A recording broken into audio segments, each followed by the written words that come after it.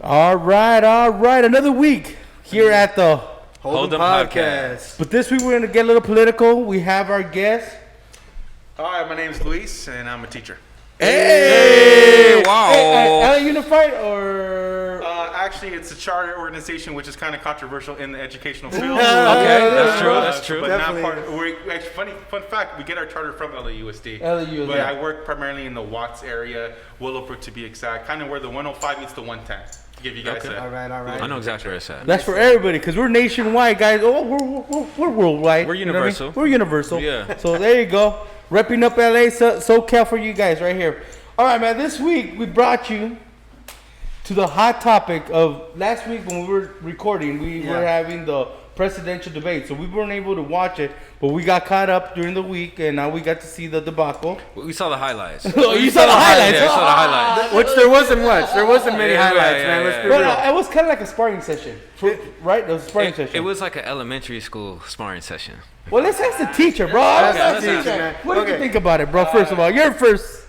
You know, it wasn't my first rodeo, right? I've seen so many debates so far. You know, as a government teacher, because that's basically what I teach. I teach U.S. government. I actually assigned it to my students to watch, and I had this nice Ooh, little did you feel handout. bad? Oh, I had to apologize on Google Classroom. and if you are a parent out there, you know already what that is, right? I had to put an announcement telling my kids, I apologize. This is what I wrote. This is not what American democracy looks like. Consider this extra credit. Which they loved, right? But it was quite sad because they couldn't even break down the arguments because, like you guys said, it was a boxing match, right? There was no substance in it. I think the best way to recap the debate was if you watch the skit on SNL with Jim Carrey. Okay, did you, Like, that's literally like they put it on point how ridiculous the debate looked, man. to me, it was. Well, they claimed that it was 145 disruptions or some type of disturbance by Donald Trump to Chris Wallace or Joe Biden. So 145. Like he never let them get anything in, bro. But he claimed like he was the one being interrupted, bro. Did you guys see that? Yeah, well, you know, those are it's interesting because like presidents get prepped for these things, right? It's a debate, right? Uh-huh. They go through weeks of preparations to go ahead and prepare for it, and it's almost as if he said like, "Fuck it." You know? That's the best way. And you know, it's interesting because I think that's what a lot of his base really loves about him is the fact that he's going to be the first to say, "I'm not a politician." He's a straight right? shooter, yeah. He's a wild card. I'm just going to go ahead and do what I do best to protect you. But I think Americans are slowly beginning to realize that we need more than just that. We And need I the think- truth. We need the and truth. I think it turned off a lot of core supporters that are like women, right? Okay. So that's what I was gonna ask you. Okay. Because it turned off so many people, do you think that's why he went straight into COVID? Well, no, dude, he didn't go straight to COVID. He didn't. He had the rally the next day. Then Because they said that they pulled the numbers after the debate and the rally, and then they saw that he lost so many supporters that they were saying like the whole COVID thing was a publicity stunt. Well, I'm gonna be honest. I don't know if you guys saw the video I posted today. I saw a post that you posted. Where, bro, if, Oh, it- yeah, I if did it's see it. fake, bro, I mean, the way he's breathing, he's not breathing right. Yeah. So I'm okay. gonna be honest. So here's I the don't know thing. if he doesn't have it, but I think he has it. Okay, so here's the thing they were saying, right? He took the pictures of him supposedly still working hard at the hospital, right? And then they zoomed in on the paper he was signing, and it was a blank paper. And then also there's the other picture that they posted later, supposedly of him working all day, and he doesn't have his jacket on. Now they pulled the data from the pictures, and they actually show that they were only taken about 10 minutes apart. Of course. So it was a staged photo shoot. Well, he did that yesterday too. When he got back to the White House, he did the whole like saluting the Marine. you know, and he came in, and then he had to come back out to redo the photo op because I guess they effed up on the shot. You know what I mean? So I mean, that's who we have as a president, bro. He loves to have that fucking photo op picture, like just like what he did with the other thing, the church, right outside the church. I forgot what journalist was writing, but he put like, look, my father passed away from COVID, and he was not able to be. There was nobody able to be at his side when he passed away because he was quarantined under COVID regulations. Now you have this person who supposedly has COVID, right? I'm saying supposedly and has a photographer in the room with him while he's not wearing a mask. Correct. Like he's endangering somebody else's lives. So, like, obviously, man, it's ridiculous. Well, I think you guys give him a lot of credit, right? That he's this brilliant political mastermind to plan, I'm going to get COVID. No, I think it just shows how inept the administration really is with their lack of precautions, right? Of just willing themselves to believe that everything will be fine. And if you're really into Donald Trump and The Art of the Deal, his original book from the 80s, like, he has a philosophy, which you can look it up, and I recommend that you do, where he believes that you always exert positive energy, kind of like that thing, The Secret from the Right. Yeah, where you wish it. You wish it will be. Like, he's never going to say anything negative about himself, right? And so, like, do I think he got COVID? Yes, I do think he contracted COVID, right? And I think he's going to spin it to show that it's perfectly fine, right? But do I think it's like a ploy? No, I don't give that administration that credit, because they had a perfect way to turn this around in their campaign, and that was, unfortunately, the death of Ruth Bader Ginsburg, right? And if there's anything conservatives love, it's their judges. And that could have worked.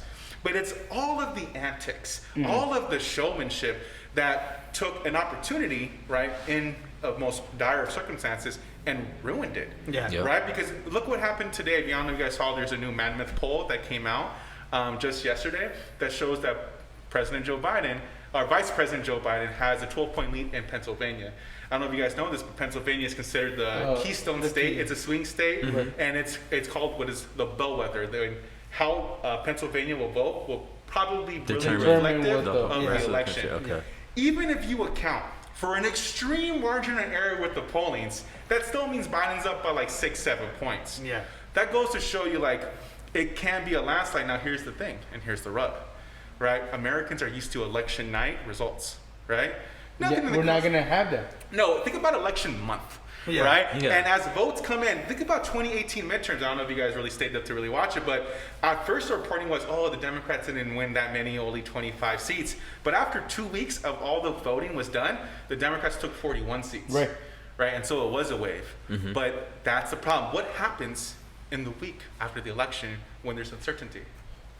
Well, he already said that. He said on the debate. Remember?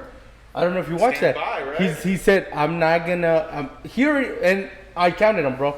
There was, and that wasn't myself. It was also like news media, and it wasn't CNN. It wasn't MSNBC. It was the world media. They counted how many false statements he said during the whole election. He did 8 lies, pretty much, where he said that Philadelphia blocked his Republican counters. There's no Republican counters in Philadelphia on record. So that was a lie, bro. That there's all kinds of ballots on the river with his name on it. That's a fucking false statement. Nobody has ever said anything. And they actually tried to get more information on those false statements, on all those mail-in ballots that they were finding. And they were trying to ask for more information so they could zone in and figure out, like, what's going on. Right. And they stopped giving information at that point. And the reason why I'm saying this, because right there he also lets you guys know that, or lets the public know that he's not gonna really, if he loses, he's not gonna give up power, bro. He's not gonna give up. He said that straight out. He said that straight out already. He's saying it, bro. So do you fear, like, let me ask you this, do you fear we're at a point in the U.S. where we could end up having like a civil war? Because I know his far right groups are like already came in. What are they called? The good old boys. Yeah, that one guy that went viral on Twitter. Right, that said like, we got guns, we got this. You guys don't have anything, and we're gonna win this. And I was like, damn, like that shows you the mentality of his followers of how there is potentially maybe a civil war, like you're saying. But I mean, and I'm gonna be honest with you.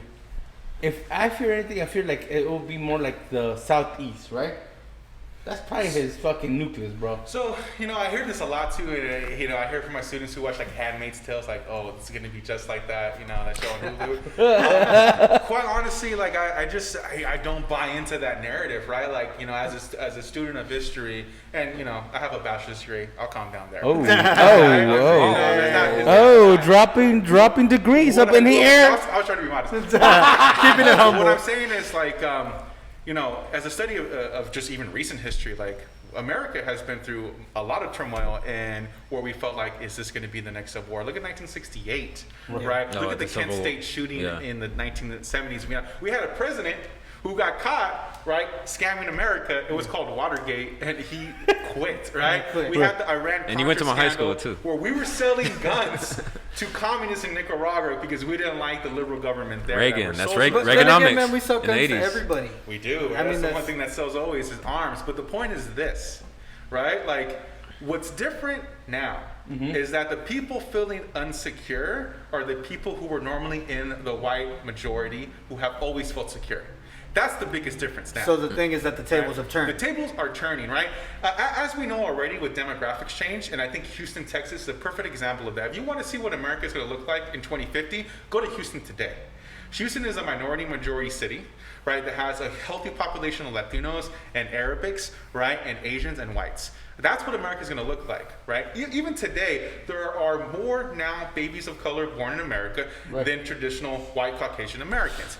That scares people who have always been in power, That's true. right? Even we know this on a very individual level, right? For households where maybe the man, due to COVID or the Great Recession, is no longer working and the wife works, that causes turmoil in a family who's not used to that, right? We know that people are very scared of change because that's how we grow up as a society. Be scared of change. Change can lead to death. Stick with the status quo, right? So today what I see what's happening is that I see a lot of people's comfortability being pushed. But do I think it's going to be a breaking point? No, because I know the structures we have in place. I know that Trump thinks he's all powerful, but there's many things he's tried to do that he cannot do because other branches have stopped him. Now here's the thing. It's the people who abet and enable him that are in power. Right? It is the Senate that are controlled by the Republicans. It is the state houses across the states. And the because while in legislators. California we are protected, if I were to move to Florida, where that has controlled by Republicans, not so much. Like even now in California, we have a proposition that can give our parolees the chance to vote, right? Versus Florida just said, oh, even if you were parolee, guess what? You can't vote unless you pay everything, right? And so they're putting additional barriers. So that's called federalism, folks. We have California law that protects us. That's not the same everywhere. So I don't think there's going to be a civil war because I think that the powers that be that really move the levers, like the generals who control things, they don't support Trump. Now, maybe your enlisted people in Camp Pendleton do, right? And Inland Empire, they love him, right, for sure. But that's not the people necessarily that are going to make those calls at the end of the day. I think you're being very positive and you have faith in our system still. But, and I'm gonna be honest, but he actually has some of the government officials that believe the same thing as him. That's what I'm saying. I think just like, you know, that one kid that went and it was a minor and started taking his gun and taking action and into his own hands. I think that's what's gonna happen, man. I think people are gonna start making moves like that, even though yes, we are protected federally. There is a lot of legislation. There's a lot of laws in place to protect us from not becoming a dictatorship. But I think people are still going to lose it, and it's gonna hit the fan. Yeah, I agree with C because you know I feel like what you said. A lot of people they're used to being comfortable, and you know when they're pushed out of their comfort level, you know they're gonna be more subject to do like something crazy. Especially when you have that now the minority. Okay, before. The minority groups were the ones that were not in power, right? But at the end of the day, we were never entitled minorities. You get me? Now you have minorities that have that entitlement to them, where they're like, nah, you're not going to make me a minority. Like that's why I think it's going to be such a difference where in every other time in history where we thought shit was going to hit the fan and we were going to go into a civil war, I feel like now it might potentially be true. You know, I will add to this, to what you guys have just said right now. There is a strategic group that does what are called worst case scenario game theory. And I got to look up where it's sourced from, but essentially this guy who's been working in the government, he's now obviously out of government, he's working in the private sector. And they go over scenarios of what's the worst thing that can happen on election day, how would the Republicans respond, and how would Democrats respond. And so they put him in these game theories, right? And the funniest thing that he said to me, which really kind of goes to the essence of liberals and conservatives, is he said that the liberals in the group always were amazed at how far the Republicans would go to just like take control of everything. So for example, they said if Trump were to lose, one of the Republicans was just like burn everything, leave them nothing, the new administration. And the Democrats were like, they didn't even expect that was even a thing. Yeah. Right? And so that was petty as hell. That was petty, right? Yeah. And that's the thing about it. And I saw a meme the other day. It's just like, it's like you're playing a board game, right? And we're playing Monopoly here. And let's say I'm the Republican, I see that I'm losing, right? fuck it, I'm burning the fucking house down. Yet you guys, the Democrats, are still playing fucking Monopoly, right? You do not know that the game has fucking changed. Literally, excuse my French, I'm so sorry. No, go ahead, bro. But it goes back to this thing about what's the worst thing that can happen. Here's the worst thing that can happen, right? That you do get a Kyle Rittenhouse go out there, right? You do get these militia groups that go on there that are very armed, right? Yeah. And then you get an instance where the police are going to have to create order, and if they can't, then the National Guard comes in. Now you have a problem where you have the military, which is meant to protect us against foreign invaders, where they are trained to view the person in front of them as an enemy of the state. Now they have to go and look at Americans that way. That's frightening. Yeah. That's not their job. That's the police's job. Yeah. And then you can have an explosion where, like, what happens when there's a brawl, right? Now, here's the thing, though. Where are these militia groups? Not in downtown LA, I'll tell you that much. Yeah, that's true. Yeah, That's true. So, you know, like, where is this breakdown going to happen? Oklahoma? Mississippi?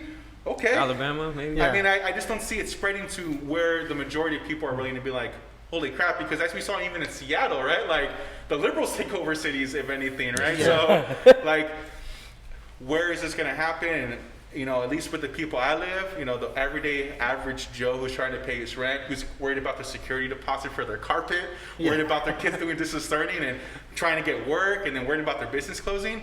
Or their next stimulus. The furthest thing from their mind. Yeah. Right? That next And stimulus. No, you're right. I think definitely. those you know, those militiamen who come out there, they still have wives at home and just like, why don't you get a job? Right? Right? Like, we need to. And they're probably unstable. Right? So, They're like, probably a you little know, unstable. They're probably a little I unstable. don't know, right? But that could be my fears when you have the National Guard that have to police the people, when that's really just sets it down a rabbit hole that can just spiral.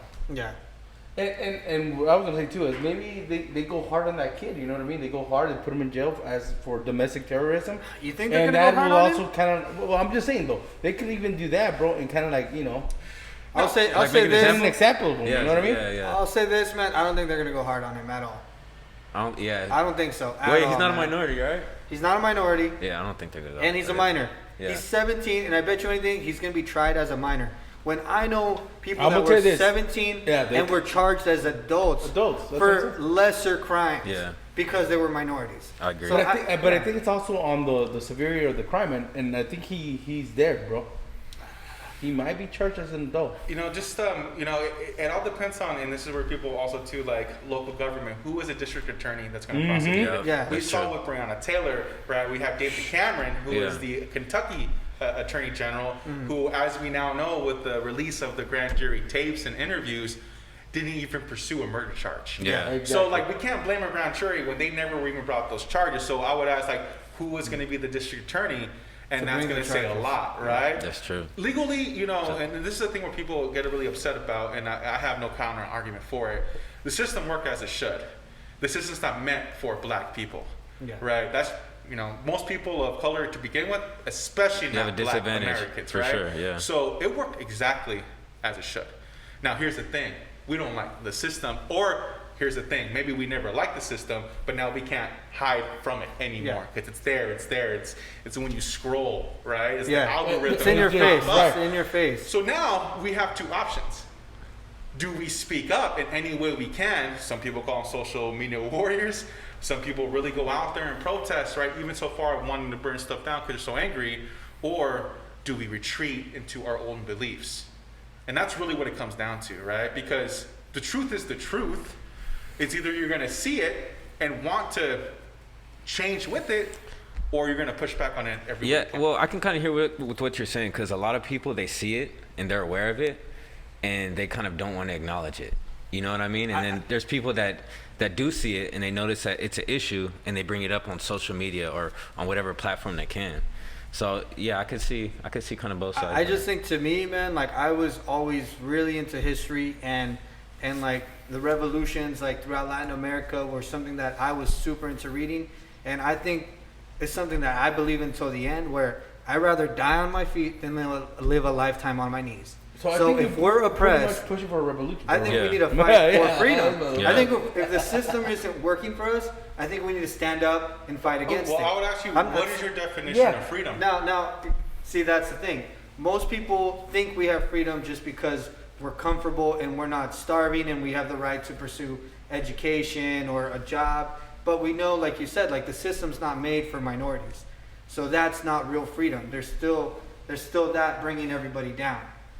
So yes, even though we do have freedom, when you compare us to a communist country, but we're not truly free. We're still enslaved to something else that I know, yes, we're not living as bad as other countries. Right. And everybody has this great image of the U.S., but also we don't have all the real freedoms that we say we have.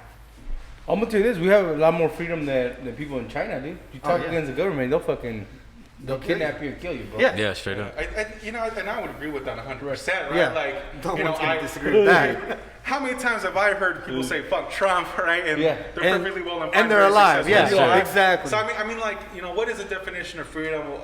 And like, because it's relative, right? Yeah. It's relative to your country, and I would argue that Americans themselves, the average American, and I go back to the average kitchen in America, where unfortunately now it's 2 incomes, right? Because you have to. Right. Before there used to be a time where you can graduate high school in this country, you can work as a mechanic, as a plumber, and you can take a wife. She doesn't have to work, and your 2 kids, they're in college, you're paying for it. Yeah.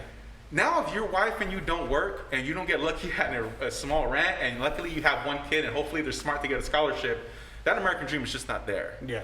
And yet we see other Americans, because of social media, very successful, right? And it's creating this class divide where it's just internalized anger at a system where I'm working hard and I'm perceiving I'm not successful. And you start to want to, in human nature, why is that? Oh, it's because maybe I'm conservative and I'm not liberal. I'm not going with the flow. Or maybe because everyone needs to get a college degree now.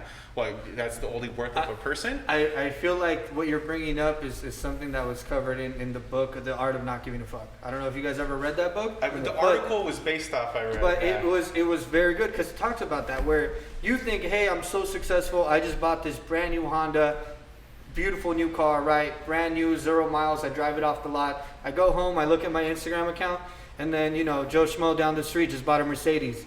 And now I'm angry at myself that I'm not successful as this guy who just bought a Mercedes, when it's like, yo, man, you worked hard for your car you just bought. Yeah. That's an accomplishment. That's the problem. People are competing with other people. They aren't realistic. Instead of themselves being happy with what they got. You know what I mean? Like, to me, that's the main issue. And I think that also Trump kind of reinforces that, because he kind of plays on people's emotions. Because he says, I'm going to make sure that you guys have all these great jobs. And if you look at his base, bro, his base is pretty much people that are living in trailers. You know what I mean? Yeah, that's so true. They have that hope that they're gonna fucking be able to move out of the fucking trailer into one of his homes, which is like, we gotta be realistic, bro. They're not, you know what I mean? Like, I was looking at the economy, bro. The economy has not grown the way he claims it's grown. No, you know what I mean? not at all. It's like probably like .something% over the Obama's last 3 years. It's the economy's working for certain people and not others. I'll give you my own personal example there. My wife. My wife, she comes from a place of a lot of privilege. It's funny because, I actually sat down, because I get, and I can say this, I get insecure when I'm around her family, because her family's like country club type of family.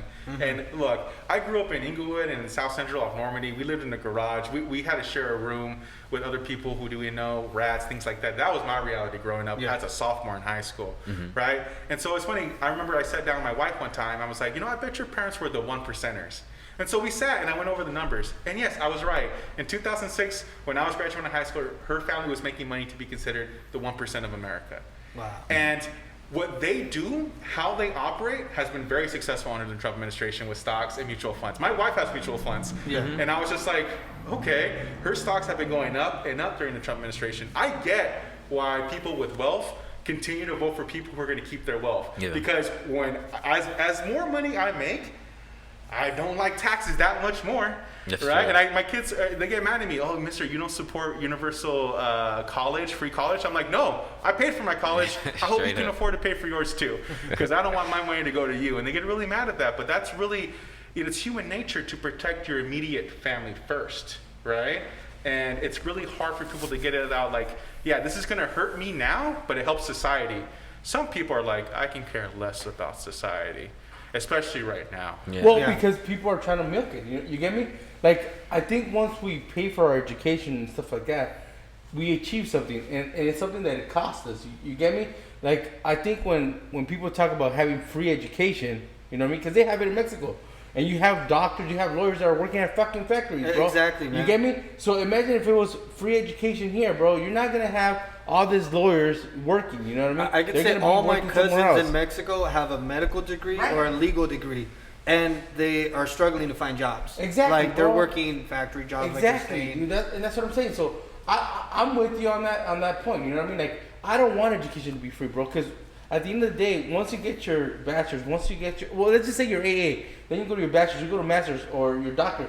I mean, if it costs you, bro, and you pay it, it's something that you know what it costs me, dude. So do you think I got the rewards after? Do you think higher education should be maybe more affordable, but you still pay for it? Or Yeah, do you think the price there is programs, do you think the bro. price There is programs. As right. long as you keep on going to school, they keep on piling it on in the end. You know what I mean? I mean, if you want to ask my opinion about it, like I think education needs to be revamped completely. To really be honest with you, but if we're gonna just focus on higher education, I'm a big believer in trade schools. I'm a big believer that not everybody should go to school for 4 years trying to figure out what they want to do. 100%. If you work well with your hands, go to LA Trade Tech, right? Do the construction program. You'll probably make more money than me. I know construction workers who make a lot more money than me. And I'm a teacher, right? and you know what? Sometimes people will be like, "Oh man, I just went to a trade school," and it's like, dude, don't talk that down. No, bro, it's pretty good. That was your career choice, and you're being very successful. There's no need for you to do all this bullshit general education if you know this is what I'm going to work in. That's it, bro. Fucking, there was a shortage of plumbers about a couple years ago, man. And you know how much money plumbers make, bro? Plumbers make fucking money. bank, bro. Yo, I know some plumbers in like Benz and Bentleys. Like they're just like, what? Hey, but there's a lot of trade schools out there that are not really like legit. No, exactly. And a lot of people get stuck in this situation. Like what was Trump's school? What was that one? Oh, Trump University, bro. University. Well, I'll tell you this, and I see this myself with my students in South LA and Watts, right? And it's unfortunate, like most people want not the easy way, but the most convenient, quickest way to something. So I see a lot of for-profit colleges that spring up, and you guys know this from anybody who was employed for the late 2000s. You're watching TV, there's Maury. You're sitting on the couch. You're still sitting on your couch, And so these are for-profit colleges that have crashed and burned, right? Because they promised these they couldn't, and they got in legal trouble, and now they don't exist. About it. Yeah. What I'm saying is, like, not for-profit. Look for the non-profit organizations. Exactly. So California used to be the bedrock in the world with our 3-tier educational system, with the junior colleges, right, to the CSU system, to the UC system, right? Yeah. And it was like, it fit your needs. If you weren't looking for like one of those white collar professions, go to the community colleges, learn a trade. Yeah. If you want to be in the workforce after you graduate, go to Cal States. But if you really wanted to get research done, go to the UCs, go to the Berkeley, go to UCLA, right? Yeah. And so I think that maybe trade school can be subsidized by the government free, right? But I don't know about the 4 years, right? I think I hadn't even thought of that, but you hit on something really good. I think we do need more people going into trades. I feel like right now a lot of people we're losing those jobs, you know, like mechanics, carpenters, like all of those jobs that definitely we do need, but nobody goes into them anymore, and it's going to be a dying industry. And you know what? In 10 years, like you said, how we had that shortage of plumbers a few years ago. What about 10 years from now when there's no more? I don't know. What's like a common trade that everybody can make a living on? Like a bus driver or like the electrician, man, all that stuff. Well, I mean, we were talking earlier before the show started when we just do our dialogue. We're talking about how China could build a fucking hospital in just a few days, bro. Yeah. And I mean, we might end up doing that, bro. Like we might have like people like that, you know. And or also, you know how technology is advancing rapidly, so you never know. You might see a robot down that's going to be doing everyone else's job. Yo, did you see that video of the robot playing baseball?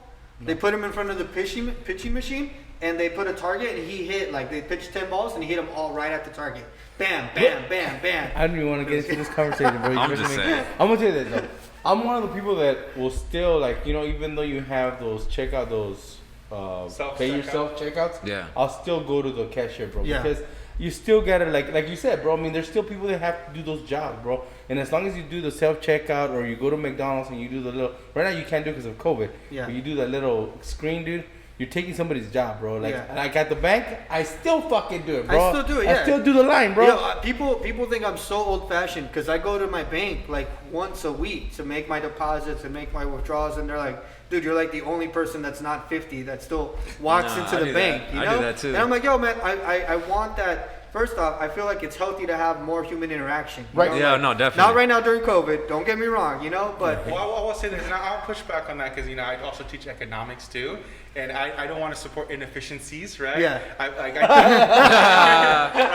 think like we're in a fundamental changing point in society where like certain jobs are, unfortunately, it's called structural unemployment. They're not going to come back. Are we crying about Blockbuster? Like, oh, I wish I can go and just rent a movie and rewind it and return it. They're lying. They're lying. But you know, I'll tell you this, like, I'll ask you guys this, like, you know, and it's really great. You guys are going to ATMs and going to the checkout, and people like being people. Yeah. But I'll argue, how many times did you order off Amazon before COVID? Right? Versus going to the mall. Right. No. Something's like, it's convenient. I actually tried But to. I'm gonna tell you this. I only order certain things in Amazon that I know I can't go to the mall for. But I'll go to the mall for other things. I actually 100% try to buy stuff locally. Like today, Right. I had to buy like some paint, right? Like that it was an arts and crafts.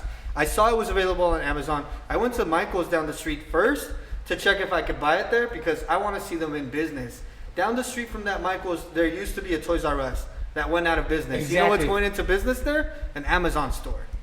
It's like, yo, Amazon destroyed the toy market for Toys R Us. Fuck yeah. And now they're taking over That's their not the only location. market they destroyed. You know, like they're taking over everything. Yeah, bro. and you know, a few years back there was the grocery store chain called Fresh and Easy that was supposed to revolutionize the grocery industry, where it was like smaller packed items and everything was self-checkout. Right. And they went out of business. Why? Because nobody wanted.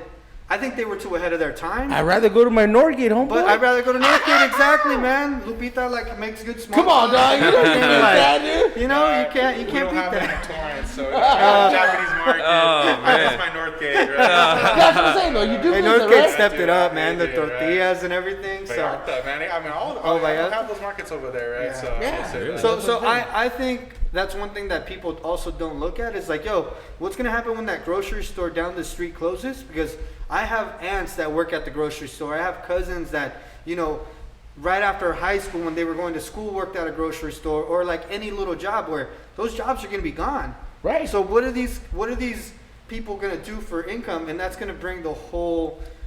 I feel like it's going to bring the economic status down. That is a severe concern if our local economy was just based on supermarkets, right?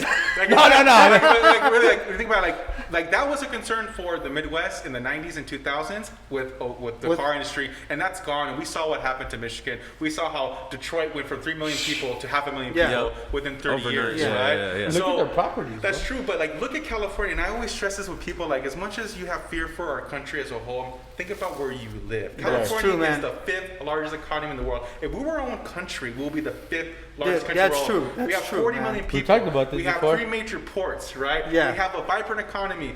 Those Fortune 500 big tech companies, where are they? They're here. They're here. Yeah. That's Where true. did Yahoo start? Here. Google? Here. Amazon? I believe Seattle. Right? The point is, It's on the tech West is Coast. Here, right? We are diversified. We grow 70% of all the produce in Right. America. That's Yeah. true. Where? Central California. America, yeah, or Where Central does entertainment California. come from? Who sets the curve? California. Hollywood. New York, too. Who I sets will the say, trends? Who right? sets the trends, Who man, sets in the trend, California? right? Like, and it's prevalent throughout our state, right? Like, I just, you know, there's certain things that California always gets ahead of the curve, and I feel like as Californians, like, we have so many people. Will some people be left out of the economy? Unfortunately, yes. Yeah. But like, how much capitalism do you like versus not? And I believe in free enterprise, and that spurs economic growth. If a business is failing, ask yourself, why is it failing? Right. And there are some things now out of its control, like COVID. But there are others where, you know what, it just didn't hit the mark. Yeah. And so are we going to continue to support it when they're not meeting the needs of the people, right? And I mean, don't get me wrong, man. Like, I also don't want to go to that. There was a pet food store down the street from here where they were charging $40 for the same bag that I would get at Target for $20. Now that was ridiculous. Right, If they right. would have charged me $3 more, I probably would have paid it and been like, yo, I'm happy to support local business. But Yeah. you got to draw the line somewhere too. No, I know. You know? Which is sad because big businesses, like you guys said, Amazon, they undercut the smaller. They undercut Yeah. everybody. And so that's really like not so much on competition of like where is the government when they should come in to regulate these things. Yeah. So if you look at the turn of the century of Theodore Roosevelt, he busted monopolies. Yeah. Right? He said, Standard Oil, you're controlling everything. Guess what? You can't do that. Sorry, cut. You have to sell this, sell that. We don't do that now. Imagine we told Amazon, yeah, you're too big. You're gonna have to sell that. Yeah. things will be different, but I think some people will be like, oh, that's. But didn't Jeff Bezos just get like a new deal with like CIA or something like that? No, I'm gonna tell you this, bro. Amazon's so big that nobody knows that they have a space program. Dude, that's the thing that I was talking about last time, man. Okay, everyone's talking about SpaceX being like the future of Mars. Yo, Tesla's over there struggling to like raise capital when Jeff Bezos is over here just dropping money. No, I call him Benzos, bro. Because you know you can buy Benzos all day. You're right. So Jeff Bezos could just like drop money like nothing, bro. He could be like, yo, I could fund this whole next project and give the government a free contract for 10 years where I'm not making money, and I'll fund everything, and I'll lock them in for a 50-year contract. He's making money. You know, like that. So and that's what we're saying. But like you said, back in the days, they would have fucking broke up that fucking. They would have broke that up, yeah. Like, hey, you're fucking making too much, bro. We gotta fucking move it out. You know I think more than anything, man, it's not that we have to break up any of those businesses, because 100% I support people being successful. You know, people always hate on Walmart. Yo, Walmart started as a small store, and they grew and they expanded and opened multiple locations. Like that's supposed to be what we're about. You know, you having that power to make your own business and be successful and expand. Like that's the great thing about the country that we live in. You know, it's capitalism at its finest, pretty much. Yep. So people are hating on that. I'll push back on that, because there used to be a time where Americans took care of Americans too. Though. Exactly, bro. Right there. Where like the CEO didn't make 5,000. I'm gonna cheers to that. I'm gonna cheers to that. That's what I was getting to. That's what I was getting to. That I'm not saying that we have to be against it, but let's be more conscious of stuff being more equal. Like how you're saying, like it's just how much money is enough money. You know what I mean? Like you know, somebody put in $72,000. You get me though. Like, I really like. We're into football. We're in a football league. You know what I mean? And this weekend, I put it together, bro. Pat Mahomes has $500 million. That's a $500 million contract, bro. Yeah. More. No, but you get what I'm saying, though. You get what I'm saying. It's like. Yeah. He's playing a game, bro, and he's making that much money. We have teachers that are struggling, bro. Am I right? Yes. Am I right, bro? Yeah. Like, we have basketball players making, like, all this money, bro. There's like, such to an me, imbalance. It's like, No, definitely. It's like, to me, it's like, dude, where's our priorities? Like he says, we do need an education reform. You know what I mean? So why can't we just have less money, like our nemesis? Well, not you guys. It's my nemesis, Joe Rogan. You know what I mean? Making that contract. You get me? I like Joe Rogan. And live in California. No, I'm saying like stay in California, pay your taxes, help the economy, man. I'm for it, bro. I know you're passionate, bro. You're about California too. You know what I mean?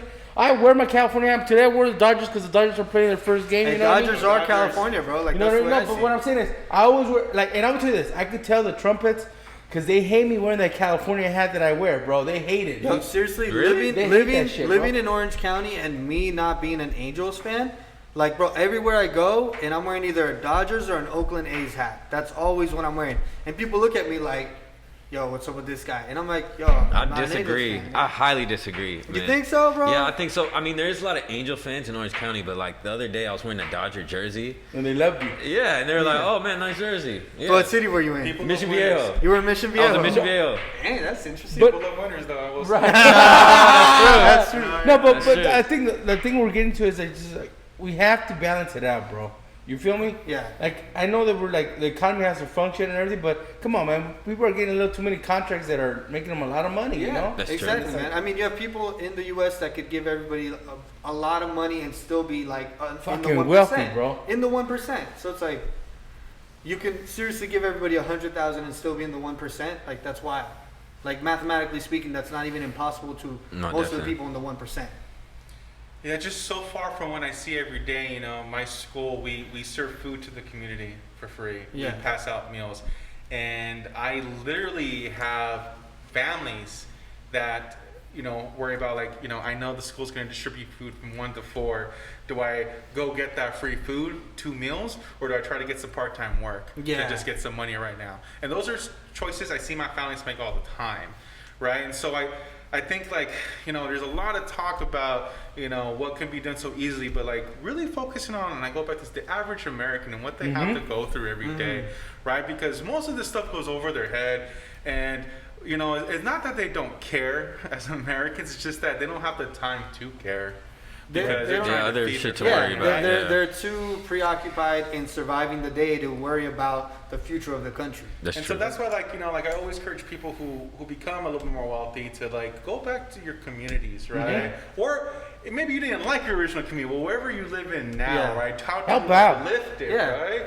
And so, like, that's that's what I mean. Like, I left LA, for obvious reasons, but I came back to teach, right? Because I taught at Cypress High School, and they don't need a good teacher there, because those kids, fortunately for them, they're going to learn no matter what. Yeah. They have the resources to access it. But my kids, if they get a first-year teacher out of college who doesn't know what he's doing, that means that's a year of them not learning. Yeah. And it's so easy for people not to care about kids learning in urban centers. I see it all the time. Dude, it's crazy. Right? Like, I, for example, we live in Orange County right now, right? And I used to work at a community center down the street. And one year we got the funds to take these kids on a surf camp for 4 days. And I was so surprised that out of these 20 kids, 15 of them had never seen the ocean. And they live in Orange County, man. Like, that's nothing, bro. That's crazy. That is. How many that kids? is crazy. If they live in Orange County. How many kids in Watts have seen the beach, bro? Oh, you'd be surprised how few have went to even like Santa Monica. Exactly. Or the West Side. And that's what I'm saying. Right. Like, people think that, like, it's just like you And really we're gotta like- go back. You really gotta go back to where you came from, because, like, if you grow up in a certain area, like for me, growing up, I thought English was just what you speak on television, right? And because in the neighborhood I grew up, up until I was like 5, 6 years old, everybody just spoke Spanish. It was an apartment complex where everybody was Mexican pretty much. So it's like, until I left that area, I realized, like, oh shit, people speak English outside of television. Like, that's crazy. And once you move around, you start to see those things, but you always want to remember where you came from and go back and help out those people. Definitely. Well, we encourage it. I think that's what we It keeps should you say. open-minded. I'm gonna tell you this, and I'm not gonna mention the school district and everything, but I'll tell you, there's school districts right now feeding families on the weekend. On the weekend, bro. That's like serious, bro. Like, what districts do that? Right now districts are feeding families on the weekend, bro. Yeah. I mean, that's crazy, bro. So when I say, like, we should give back more, I mean, we should, bro. And let's also acknowledge, man, because I volunteered at a food bank at the beginning of COVID, right? And that, to me, I was like, I'm lucky that we're not hurting. Me and my family are financially safe during COVID, right? But I'm gonna go volunteer and help out anyone who's less fortunate.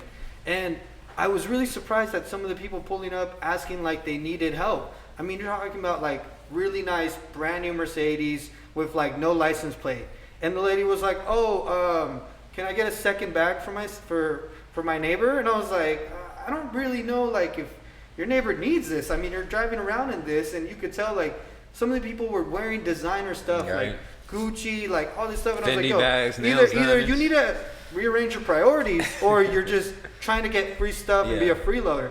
Where I would have other families pull up in a busted minivan that sounded like it was going to turn off, and they would be like, hey, we were the only people with a car in the apartment complex. Can we get 3 bags?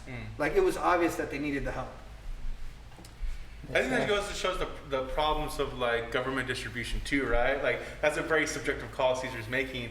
Every time he sees a family, he's making these assumptions, right? And who am I to judge? It goes to the point of just like what is the best policy to distribute goods? Like, because some people will game the system. Right?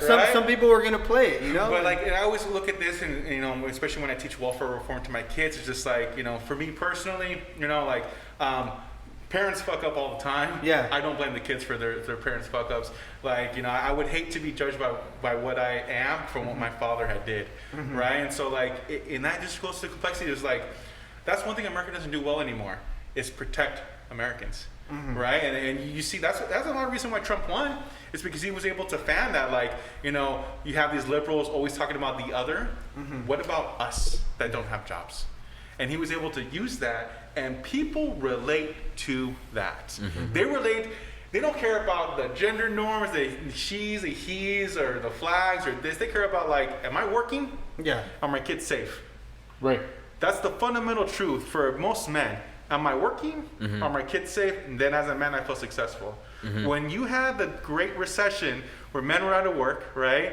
When you have a growing inequity where women are now taking control, which is, I think, is a great thing, right? But you see men who are not used to not making decisions in a position now that's very scary for them, right? And so we see a lot of these structural things break down, and there's no wonder our government can't control it, because the problems are at home, right? The problems are like, we have a society now where we have so many people who are not trained for the new society, and not only that, now the culture is leaving them too, right? So what they could rely on before is like, oh, my Confederate flag or my people, I can't because now I'm like a bigot. Yeah. Which maybe you were. That's you were. I'm just saying, like, if the shoe fits, when people feel that they're back to a corner, no matter how peaceful they are, they're gonna lunge forward to attack. Right? So like, I think as always, I always try to preach, especially to my kids. My kids are very angry. Like, you know, this is maybe my Catholicism here, but like, you know, kindness and love, right? And always show people respect, and you'll be surprised. Yeah. With the results. You'll be surprised, man. Okay, so for a kid, let's say if a kid, he's never experienced respect from his parents, he just never grew up in that upbringing. Do you expect him to showcase respect? Well, you gotta respect him to in order for. So I would say, like, and I know exactly what you're talking about. Like, you can't also put expectations and set a kid up for failure. So so some of those times those things aren't clear, but some of the times they are. So when I have a student who I know doesn't have a father figure or doesn't have a home life, right? All they know is to survive. How can I expect them to meet the norms as somebody who's always lived that? When their norm is different than yours, right? Exactly. So it's called culturally responsive teaching. I have to understand these kids live through trauma, and like anybody who's known a veteran, they have PTSD. Their wiring has changed. And so we don't ostracize them. We shouldn't say, like, why can't you relate? No, we should say is, what can I do to help? How much time do you need? How do we bridge the gap? How can we help you? Of course, in education, you know, like, I'm a teacher who approaches cultural responsive teaching because my district believes in that, and I believe in that too. I was gonna say, I heard that in the LA district, they're like really strong on that, which is great. And I have literature on it about, like, it changes how kids react. And so, like, a kid will outburst, right? Don't kick them out the classroom. Just like, you need 5 minutes, take 5 minutes, come back. You're always welcome here, right? Sometimes that's all they really need, is just to know that they have a space to come back. Because so often or not, we want to go through discipline and they're judged and they're ostracized. And my teacher says they care, but I know they don't by what they do. Right? And so, like, that's another component there. But it goes back to, like, if you are actually acting with a kind heart, you will do those culturally responsible things, right? You're gonna ask, like, hey, this is weird. Like, people don't normally react this way. What's your story? Or, like, how can I help you? Right? But I've seen so many teachers in my career in 7 years where I see they're just like, fuck it. You know, that's a sad part. And it's a sad truth.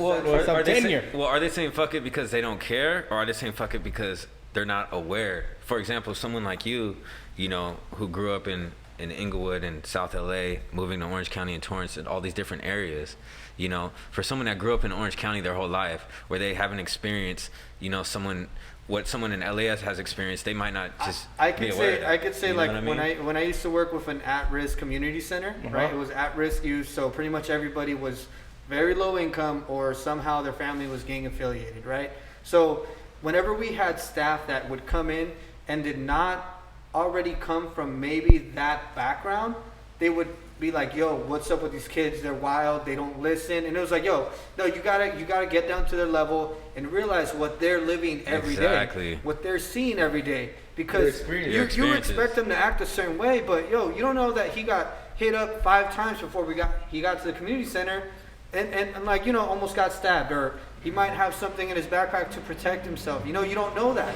And I think a lot of times, now that more people, you know, such as yourself, going back to that area and working as an educator, you're able to guide them through that to be successful, you know? Well, I will say I've been fortunate to work with several educators who, you know, I've learned from several educators who have shown me that, like, even from different like different experiences, they still come to the profession as professionals, right? Like, and I work with people like Yvonne Lopez is a teacher I've worked with closely, who I admire, right? She always, like, we don't agree necessarily on like philosophical things, and we come from very different backgrounds.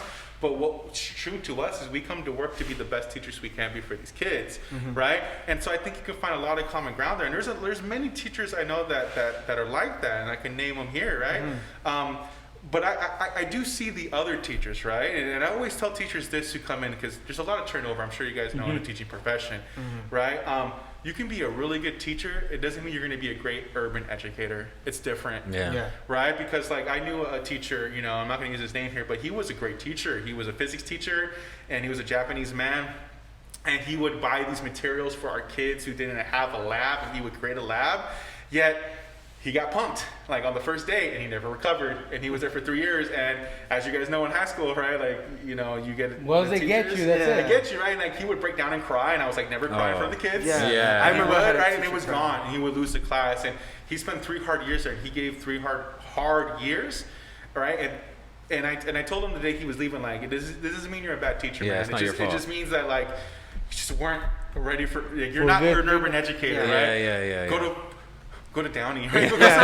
Like, and you know, and he's found success elsewhere. Like, urban education's hard. Yeah. And I think a lot of things is like people have this image of teachers like from like, remember in high school almost like, okay, the weekends, you know, you got the weekends, you got the summer breaks, and they don't see all the behind the scenes, and especially urban education too. Like, I have students who call me, who text me saying, you know, my parents kicked me out. You know what I do. I have kids who have like straight Fs who are flunking out of high school, but I know that they're working, they're taking care of their siblings who are distance learning right now, right? And I get their stress on me. And there are moments in my life as an urban educator where I've spent 6 hours helping other kids, and I can't even get to my own son's homework.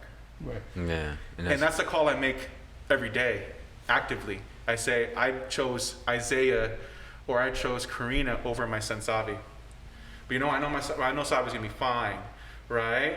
Because I can afford $4,000 summer camp for him doing ID Tech, right? Yeah. I know Isaiah doesn't have a dad that's there, right? I know Karina you tends see to... the difference. I see the difference here, right? Yeah, he's aware of it. But like, why as a teacher am I making those calls? Like, you know what I mean? Like you shouldn't have to make those calls as a teacher is what you're saying, and like, right? People expect so much from teachers and cops to begin with to be Captain Save Everything. Right? Yeah. Like, and I think what distance learning showed is that like what we were doing now in distance learning is not sustainable, because if we do it right for the kids, that's not right for parents because they can't handle it, right? Or teachers because they can't be sitting down on a screen for 8 hours, right? And if we pull back, then kids aren't learning, and then parents are upset, right? And so like there's 3 stakeholders: kids, parents, and teachers. What about administration? Administration too, right? Yeah. It's all of it, and you have to make calls, right? And that's because the way the system is. And so people ask me like, will there ever be a fix to this, or will it get better? I'm saying, yeah, you can make ugly better. It's still ugly. Yeah. Right? Like, you have to change fundamentally how we do things, right? But here's the rub, right? Most people who vote, maybe they don't have kids. They don't care about these issues. Yeah.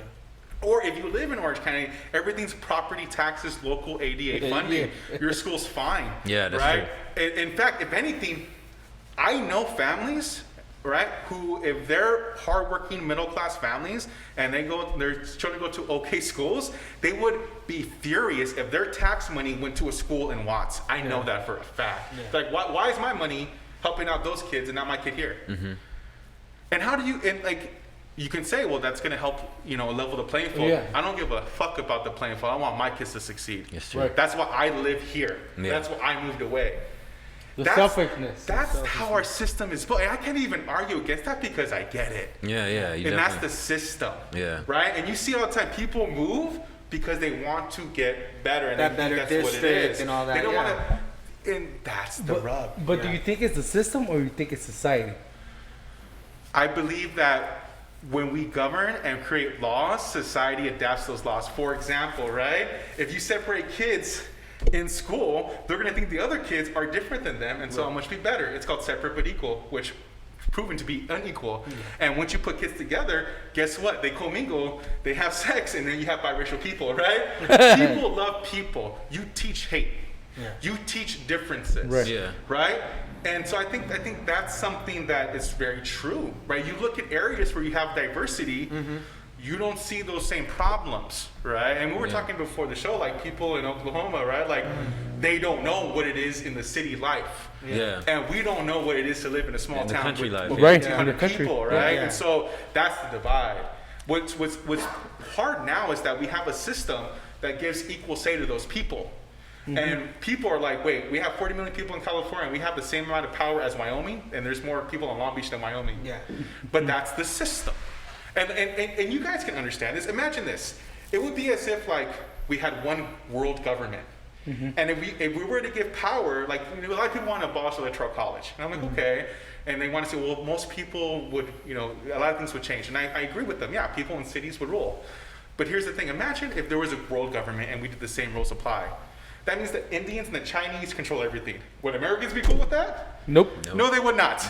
So as you can see, people in the Midwest, and they're not cool with changing that system. Yeah. And you know what? The states were here before this country. The states gave this country its charter. That was the agreement from the jump. Now we have levers to change the Constitution. It's called constitutional amendments. Right. But then you have to have 3/4 of the states agree, which you probably could. I always encourage people though, like, look at the system. How is it built?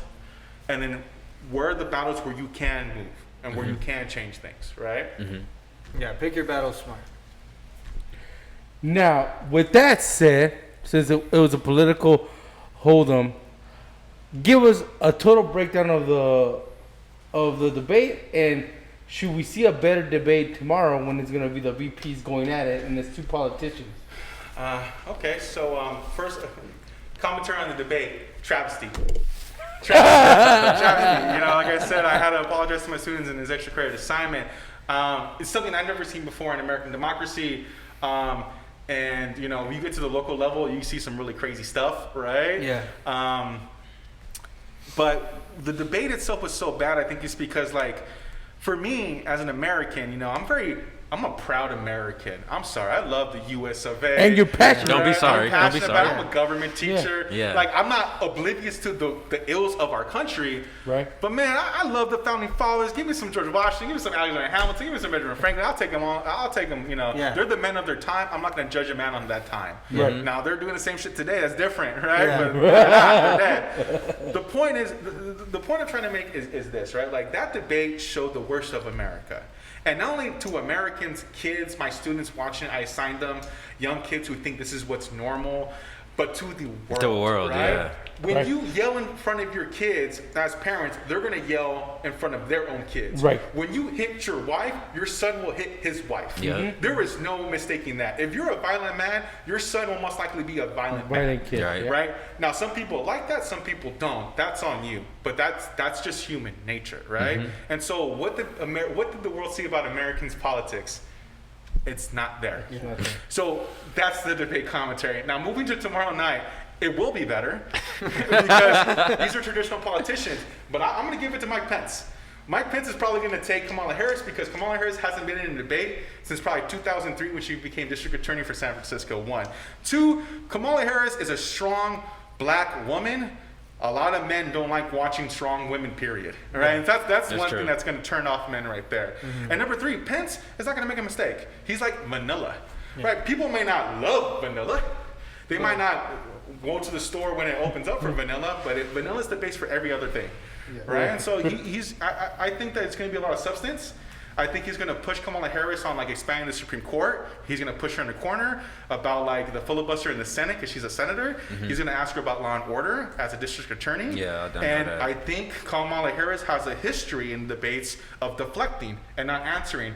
And I think people are going to be turned off from that. So I think, conservatives, they know how to fight dirty. Liberals tend not to, and when they do, they have their women do it, which turns off most men. Yeah. So I think we'll see, but that's what I think is going to happen. Now, do you think the whole plexiglass has something to do? Because you know how the Pence camp does not want to have plexiglass between them due to the fact that the president has COVID and Mike Pence was around the president. So is that already games that they're playing? I think I think the Republicans want to make it a game, and please, Republicans, continue talking about COVID. You're really winning there, right? Look, I look at it very simply, and this is where, you know, it's very simple for the Democrats, right? What does the Mayo Clinic say? Is that what they want? Then do it. Because those are the scientists, those are the doctors.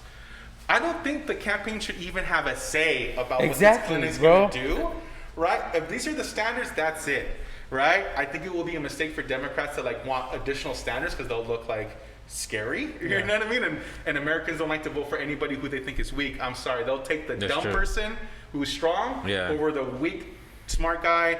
That's why a lot of people don't like Obama, you know, who was just too smart. It was clear, right? And people don't like that. They like their George W's, their Bill Clintons, right? They like the people they can have a beer with, not someone to have a debate with, right? And so, I hope not, but we'll see. I mean, I think at the end of the day, it's going to be a better debate because it couldn't have been that much worse. No, that's what I see. I know that they're trying to, for the next presidential debate, because I guess Trump's saying that he wants to go through. I know Biden's camp says they want to go through, but there's going to be what they're doing is, I think they're going to change the rules or they're going to implement the rules, and Trump doesn't want to do that. So is that going to affect the president?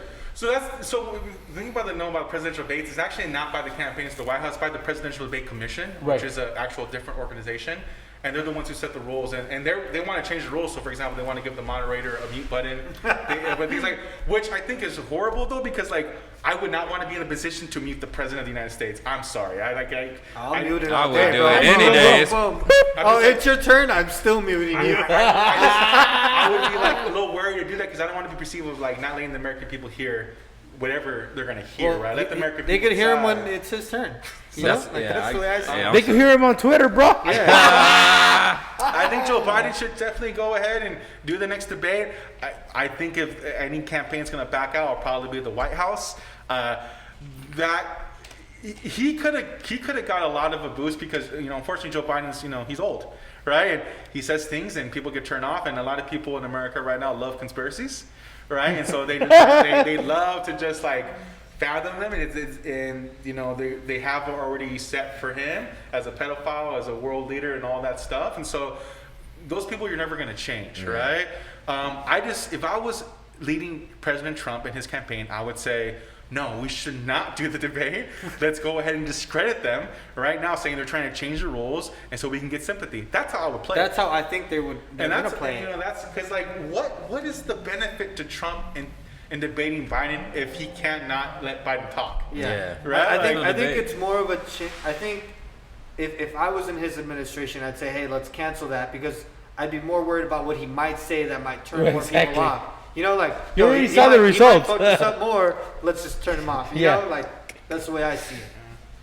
So, we are gonna bring him back. We're bringing Luis back. Definitely. We're gonna have some couple topics that we're gonna bring back. Great talk. I don't know if you I feel the passion. I don't know if you have a social media where people can interact with you too that you want to share with them, just in case. And I'm just saying because I don't know if we have students. High school students that are senior, they probably love the fact that you're very passionate, that you're out there helping out as a teacher, so they might want to contact you, and I don't want to give you more responsibility though, too. So you know what I'm saying? I will say, if there's any students who are listening to the podcast, if you do need help with American government or economics or studies, put it in the comments. I also teach AP government and politics as well. I can help you with your College Board account and are getting ready for the College Board test on May 3rd of next year. So I'll add my information in the comment section. Cool. There you go. Sounds good. There you go, guys. And with that said, we're going to wrap it up. We're going to be here next week. We're going to do a docu-series again. We're going to break it down. Oh, we gotta get the final. Hey, come on, bro. All right. Get a deal already, bro. Everyone's in. All right, but while we're playing the game, I have some breaking news, guys. The Lakers won. The Lakers won. Hey! So Lakers are up 3-1. They beat the Heat 102-96. So that's good news, guys. All right. Let's go. All right, we're checking all around. No, I'm not checking in, dude. Raising 5? Yeah. I'm in it. Woo, it's getting hot. Damn, we got. Hey, well, how do you have the same bases? What? This is rigged, dude. I'm gonna be like, Alright, so I win. You have the other two. No, I don't, man. That'd be ridiculous, though. Rigged. Are we seeing that? God damn it, Are we dude. seeing that? 2 of the same cards. 2 of the same card, bro. I was like, wait, I don't know what happened there. All right, let's just show him then. All right, let's just show him. So I had a pair of wins. nines. I have 8s. I win. Hey. Hey. Oh, you got. No, I beat him. Yeah, he beat me. Yeah, because I had the pair of 9s. Ah.